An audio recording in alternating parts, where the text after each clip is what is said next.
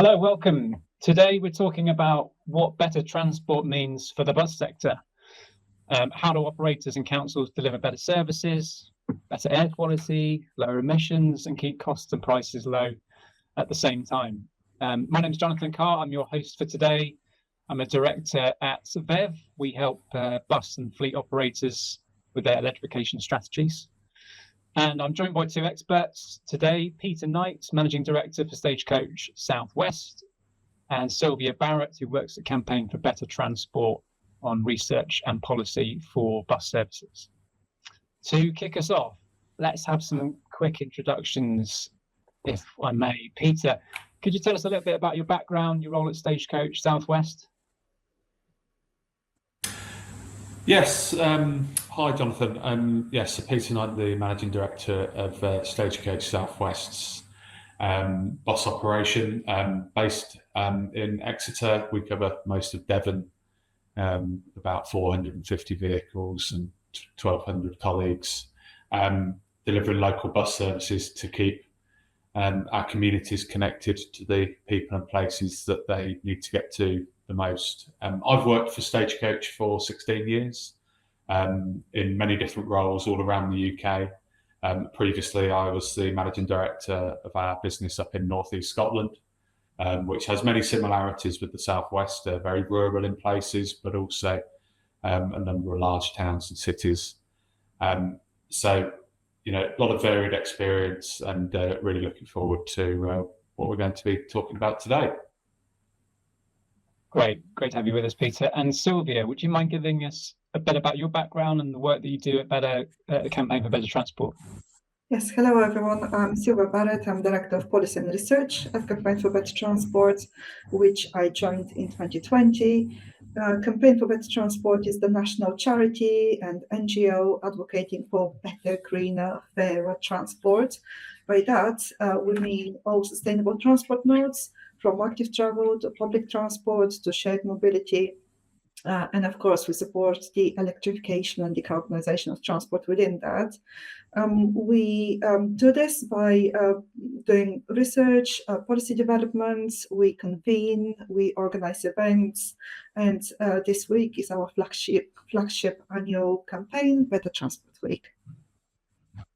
Yeah, brilliant. So let's start with better transport then. So Silviya, I wondered if you could help us translate that a little bit. What does that mean to you when it comes to buses, both from a passenger but also an employee and an operator point of view? So just to say a little bit more about Better Transport Week, Campaign for Better Transport has existed for 53 years now, and we launched Better Transport Week in 2023 for our 50th anniversary, so we're now in the fourth year of running this. It is an annual celebration of better transport, and by that we mean the transport that connects community and places to the places and opportunities that matter to people. We advocate for more affordable, more accessible, and more reliable transport. So we want people to have the choice of how they travel. We recognize that cars will always have a place in how we travel, but we aim to promote and make public transport and other forms of sustainable travel better. So we want everyone to have access to good, reliable services.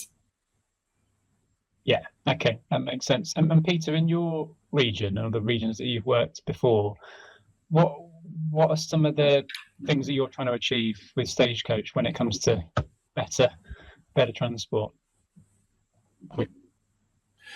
Well, we know that our customers want our bus to arrive on time, be clean, safe, reliable and affordable.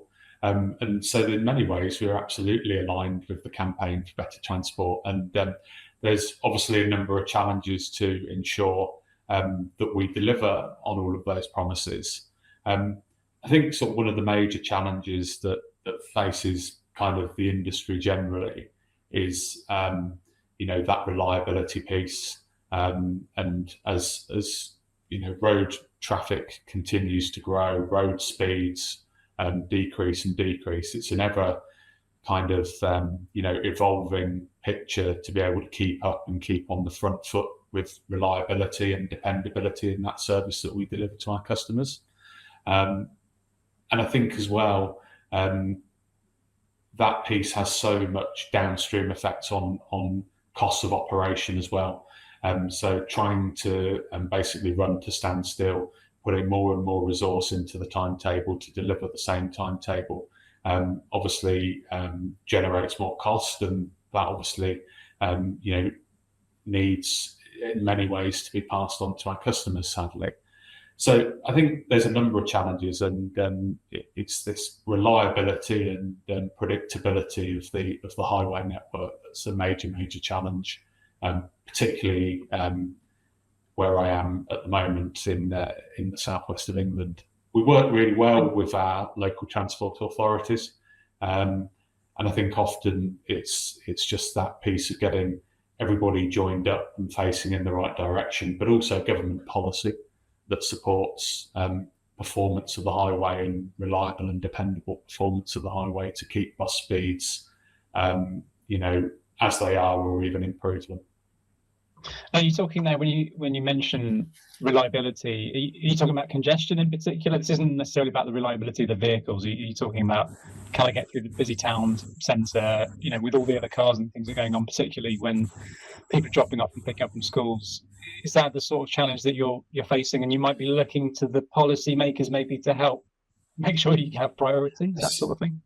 So exactly, and it's that priority access to road space, and also, which is particularly acute in many areas, is the kind of coordination of roadworks, and this is a major challenge. Is you can have routes, particularly on long routes, that have got 2 or 3 sets of roadworks on them, which obviously takes longer to complete that route, and then has knock-on impacts later on during the vehicle's operational day. Yeah, I just had a flashback to Peppa Pig and my favourite character who likes to dig up the road, and that causes you a whole world of pain, I imagine, Peter. Silviya, I'm interested in your response to that. What do you think from a policy point of view? Are you looking at anything when it comes to improving bus access to the roads and the ability to travel through the busy towns and cities?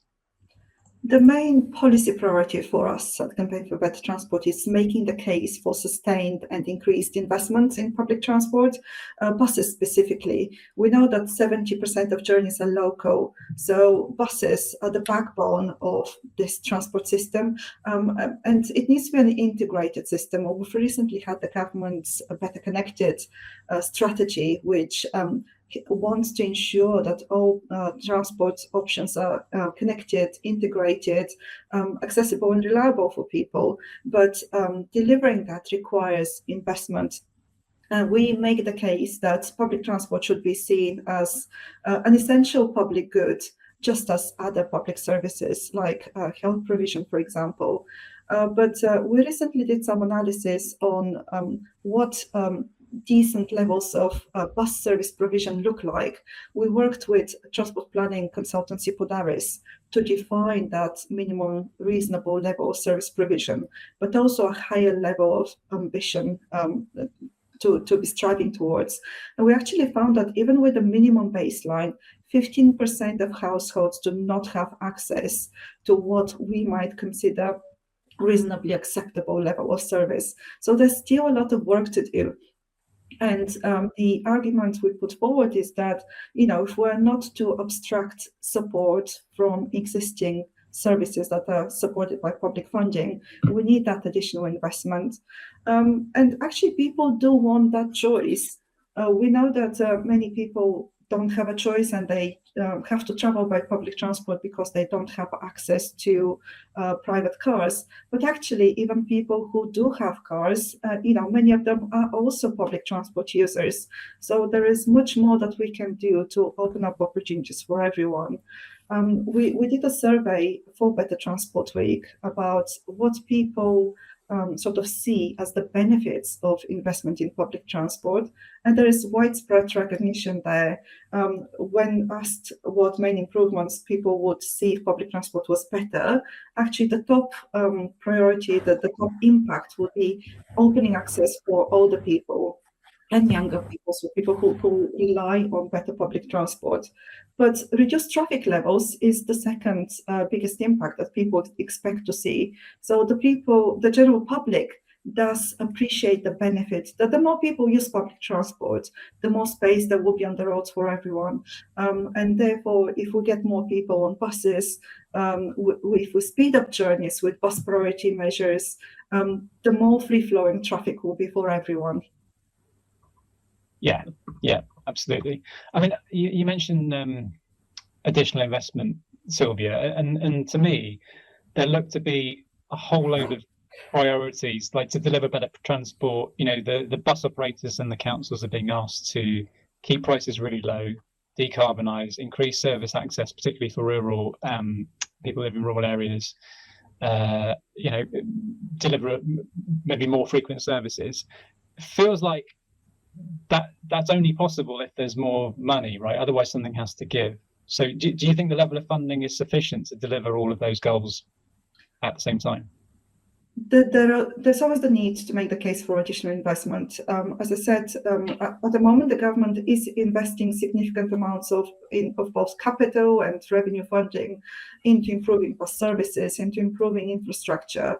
That does need to obviously reach passengers, but with travel patterns shifting, there is the need to pump prime, new services. So when we ask people what investments local councils and their partners need to make, affordability was a number one priority, particularly for people on low to middle incomes.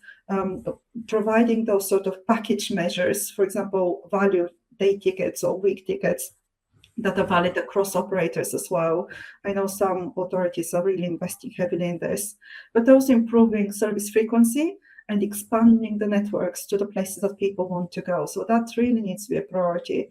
And we did some calculations for how much it would cost to plug that gap in service provision, that 15% of wards that additional improvements are required. Our calculations show it's in the region of 300 million per year, but that investment will actually diminish once we manage to attract additional passengers to those services. So even if council support is required at the start, with those additional measures, there will be more people who choose buses and therefore make those services commercially viable in future. Yeah, okay. And Peter, from your point of view, what does it feel like you're getting enough support financially or from a policy point of view to deliver on all of these things at the same time? I think that, clearly government funding at the moment, it's very welcome, and the levels that we currently receive, and just sort of reflecting back on a few of the sort of points you made, Jonathan and Silviya, basically, frequency, fleet and fares, all of that requires investment. And that number that Silviya quoted, around sort of 400 million extra a year, it really kind of pales into insignificance when you compare it to other forms of funding that the government are providing to other sort of modes of transport. And let's not forget, the bus is Britain's most popular form of public transport, as Silviya highlighted a moment ago there. So, if we want to deliver that vision of improved frequencies, decarbonised fleets or new fleets, and low or lower fares, it all requires investment and funding.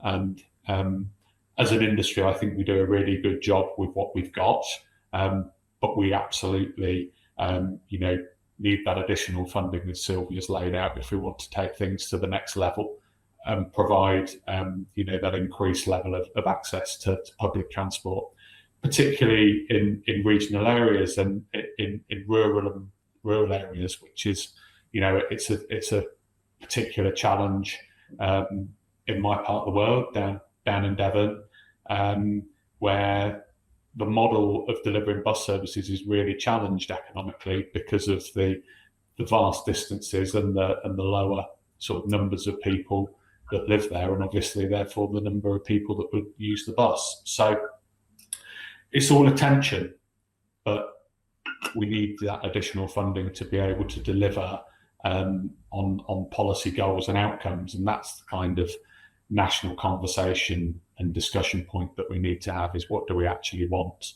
Because we can all work really well in partnership, but until there's that sort of underpin of financing and funding, that's not going to change.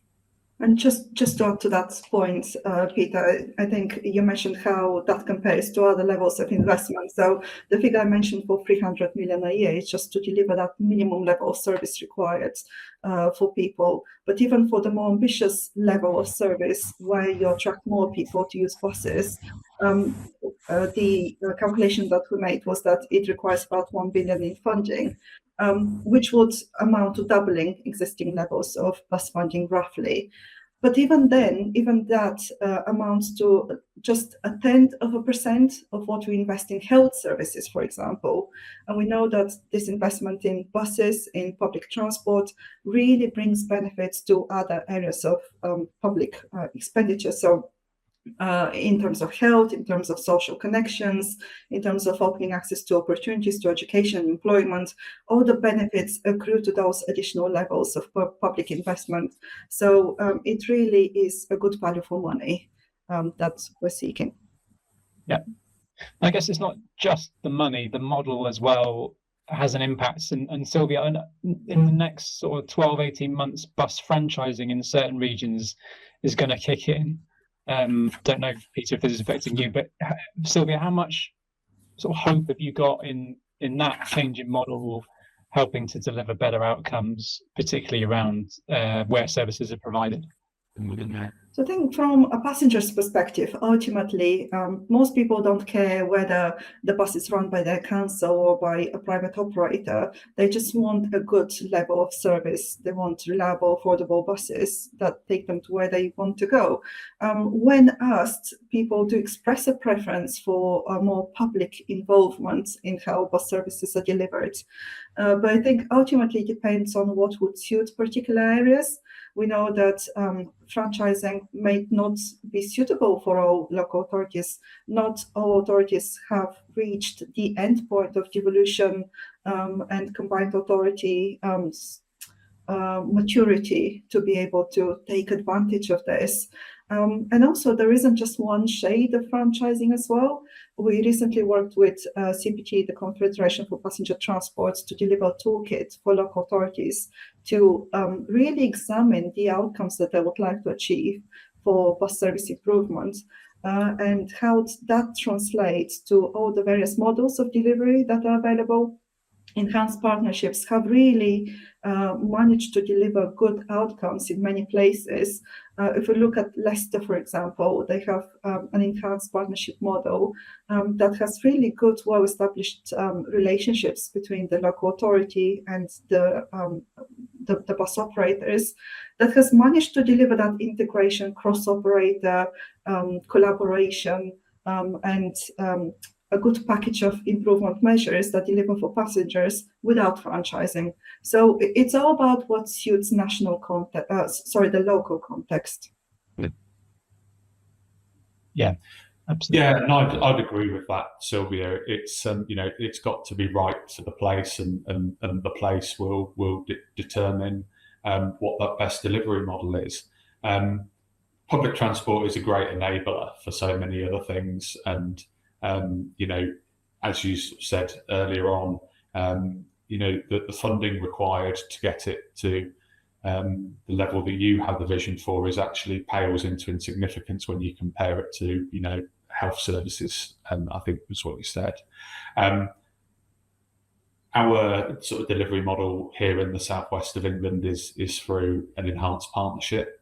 The Devon Bus Enhanced Partnership was nationally recognised last year. It won a silver medal at the UK Bus Awards for the partnership working. And we work very closely with our partners at Devon County Council to iterate the network, to evolve the network, to ensure that there are joined up connections with the train operators, and to ensure that journeys are running when they're needed to, access healthcare, access education, leisure activities, etc., etc. So I think it's about what is right for the place, and that's got to be decided locally. But again, I come back to that investment word, that there's places that are embarking on a franchising journey, and those franchises require investment, and that's a different delivery model to the enhanced partnership model, but the funding that underpins both of those models is very, very different. If I can add very quickly here, Jonathan, I think what one potential big benefit that franchising unlocks is the integration between different types of local transport provision. So in some places you currently have really disjointed provision between commercial services, local authority supported services. You have separately commissioned statutory provision, home to school, non-emergency patient transport. The funding and tendering processes for that can be completely separate from the local authorities. So, for example, with the integrated care boards, there isn't much coordination between the local authority and the health authorities that commission this. You have services such as demand responsive provision, you have community transport services. So how do we really look at everything that is possible to provide and the different types of provision required for people as a network? If we can do that under different models, I think that will be the big benefit. This total transport concept, if it can come alive and really become more joined up, then we might be able to deliver a much bigger bang for our buck. Yeah. Think about it as the whole system rather than just individual routes or transport modes. Absolutely. Could we spend a couple of minutes, if you can indulge me, on electrification? Obviously, I work for VEV. We do fleet electrification. We work with Stagecoach on some of your depots, Peter, in your area in particular. And I just was interested from a better transport point of view, maybe Silviya to start with. How do you see electrification, actually improving some of the areas, not just in terms of whether they're on time or not, but thinking about air quality, noise, and how important is that? Are those sort of softer parts to your campaign?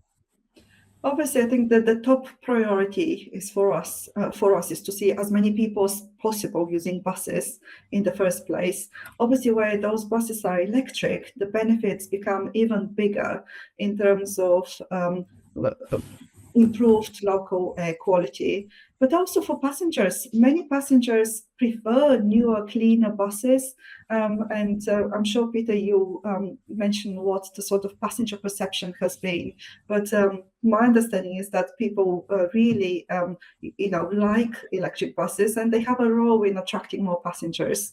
So but in terms of implementation, I think, again, funding can be a challenge. The infrastructure requirements, I understand it's no mean feat. I mean, I've visited, depots and operators that have implemented this, and the amount of work and investment and coordination that it undertakes is significant. So I think the more support we can show for operators and authorities to do this, leveraging, partnership working as well, and investment from the private sector. I know there are cases where local employment centers, contribute towards that investment because of the additional sort of benefits that bus use bring, can be quite important. Yeah, understood. And Peter, what's your views or experience when it comes to transitioning to electric from an operator's point of view? What's been the impact so far? So again, I'd echo everything Silviya said. We've recently electrified our Torquay depot. Torquay runs 62 buses, a variety of midi buses and double decks, and the impact on our customers has been absolutely phenomenal. These vehicles are brand new, they're quiet, comfortable, All of them have got 2 wheelchair spaces designated on them, audio-visual next stop announcements, as well as hearing loop enhancements as well. They're a very, very different customer experience, and they're going down really, really well with our customers in Torbay. And I think that even before you get to local air quality, and even before you get to net zero ambitions, these have really impacted and benefited customers in a positive way. So really, really pleasing to see. Here in the Southwest, 25% of our fleet will be electric by the end of 2026. We're currently on 13% with the electrification of our Torquay depot. And, we're really, really excited to see what the future rollout of those remaining vehicles can bring in Exeter and Barnstable. I do have to say it isn't without its challenges, but those are in the background. They're not front of house, so our customers don't get to see all of the challenges that have been going on with power and depots and infrastructure and depots. But this is a really credible, reliable technology that is transforming travel in towns like Torquay, Paignton and Brixham, which are the 3 towns that make up Torbay. I challenge anybody or any business in this part of the world that has invested £32 million in an area such as Torbay that has got a number of sort of societal and social challenges. So, not only has it improved their bus service, but it's positive private investment in that local economy as well. Yeah. Can I link that then to a question about skills? So I've been to a couple of bus depots that are electrifying, and one of the things you notice is that some people have got their heads in the back of a bus fixing an engine that isn't required when you move to electric. And so I wonder, Peter, what's the need and maybe the thinking around how you, as you electrify the fleet over time, how you continue to upskill the workforce and what changes? And it's exactly that. It's that reskilling and upskilling from being a diesel mechanic or a diesel engineer to being a technician who is competent and capable of working on battery electric vehicle technology. Clearly, some of the basics are very similar with the braking systems and cooling systems, etc. But these electric vehicles have half the amount of moving parts in them. So that makes them inherently more reliable before we even start talking about how they're able to diagnose vehicles remotely or in advance of any potential on-road failure which causes disruption to customers. So it's really positive. It's a step change. It's a mentality change, and we're currently pursuing and progressing kind of what that cultural change within running a bus depot looks like. And I don't think it stops at engineers. It's a different way of driving and different style of driving and a different skill set for driving the vehicles as well. I was really pleased to speak to a driver in Paignton bus station this morning who said, this is the future. I've worked here for 25 years and, I'm so excited with what we've got, but I never knew what we didn't have. And I think that's kind of says it all, really.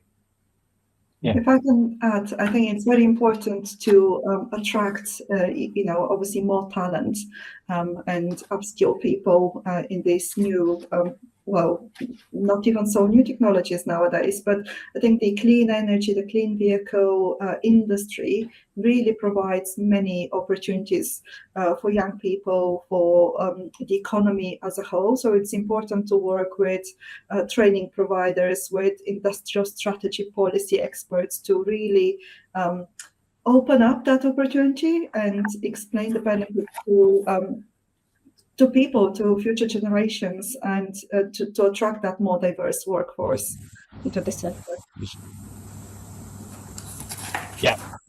Yeah, absolutely. Very good. And apart from electrification, are there any other kind of innovations or big technology changes happening in the bus world that might help to deliver better transport? Peter, is there anything else that's happening in the sector? I think the big thing at the moment is electrification.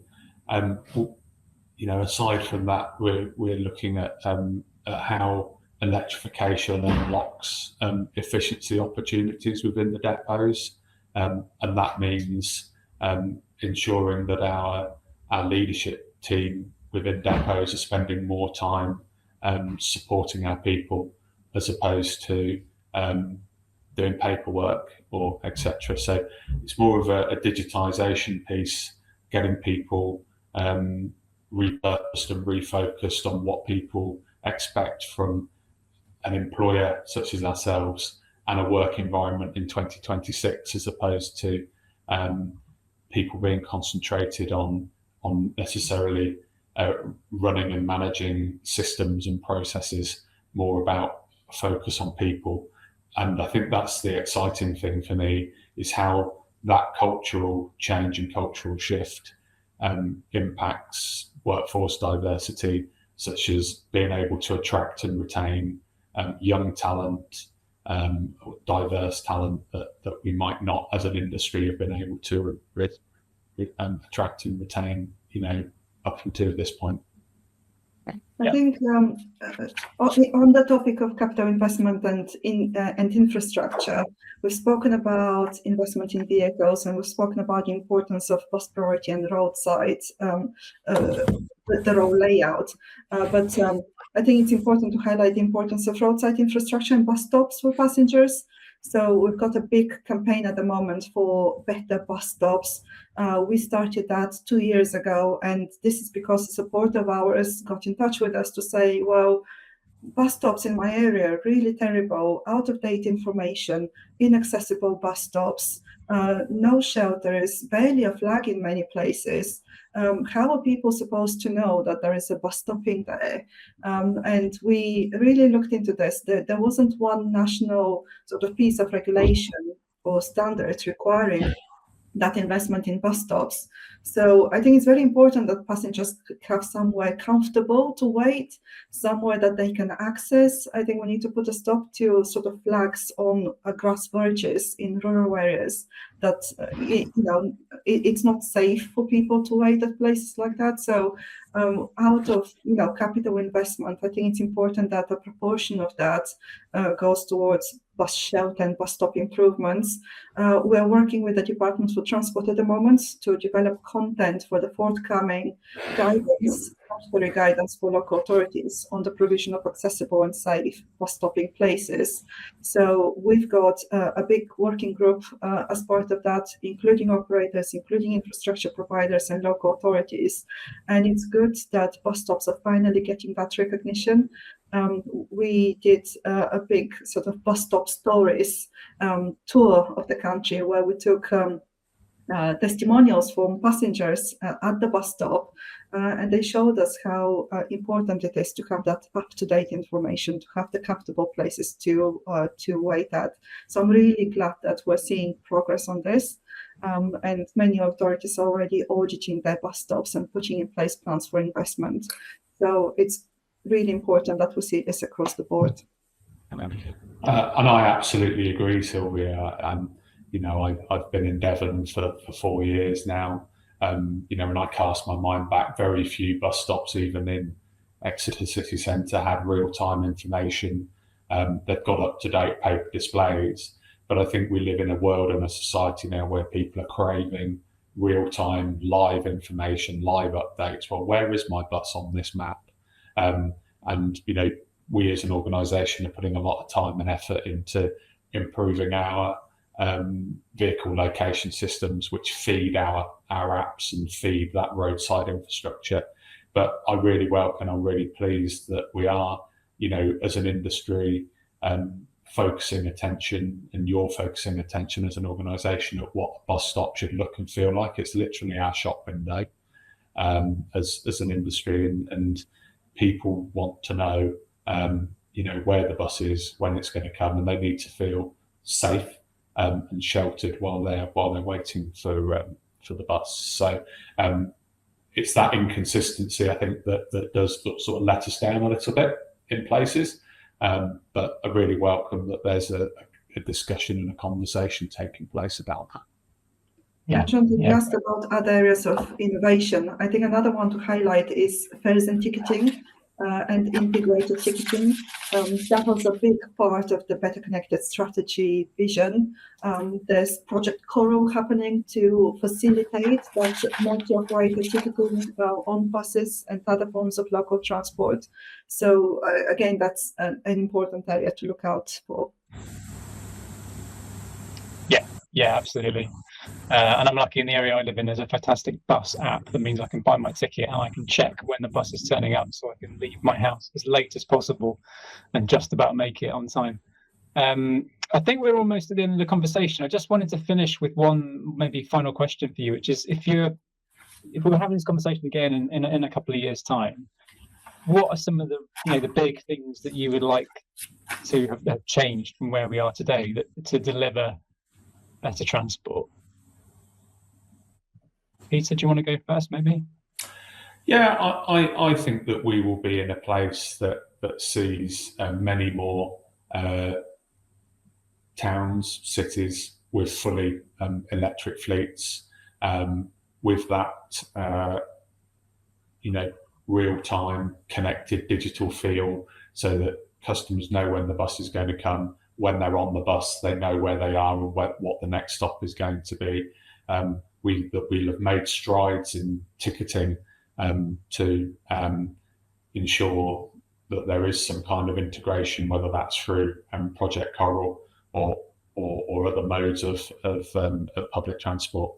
So I think that we're in a really good place. There's clearly a lot still to do, and that can be unlocked by further government funding. And I'm just sort of sat here reflecting on the point that Silviya made, that we need policymakers just to reflect on what the relative levels of funding are that go into the bus industry compared to other government budget lines, and clearly they're all very important as well. But I think sometimes we just need to take a step back and consider, the bus as Britain's most popular form of public transport, and are we serious about the levels of investment and funding that it currently receives? Yeah, very good. And Silviya, how about you? Well, I think at the core of it, I would like to see sustained and ideally increased levels of investments from government on buses, and I would like that investment being used by local authorities and their partners to really target improvements at the places most in need. We have our bus service mapping tool that we have launched with Budaris that is freely available to local authorities and their partners to identify the places that require that investment. And we've got the forthcoming national guidance for bus stop investment as well, which I hope again will help local authorities to identify the locations where that investment is most needed. But I think it's also important to appreciate and celebrate how far we have come in the last few years as well.